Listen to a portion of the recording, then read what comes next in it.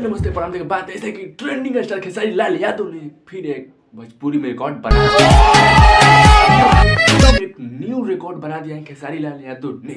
जी हाँ, खेसारी लाल यादव को 2 गाना आया था, एक नींबू खरबूजा और एगो बात बताई तो बताओ देखो का देख।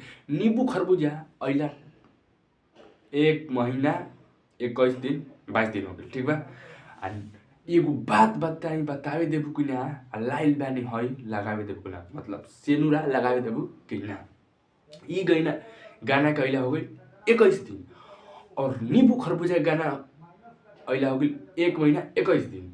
दोनों में अंतर ई बा कि नींबू खरबूजा पर रील्स बनल बा 9,18,000। एगो बात तो बताई तो बतावे देबू का, ई गाना पर रील्स बनल बा 1 मिलियन।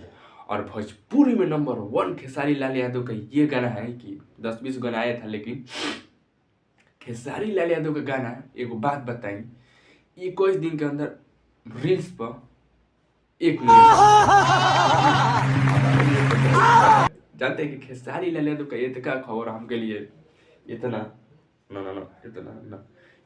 इतना बड़ा लगता है। खेसारी लाल का खबर सरकार है जी हमारा।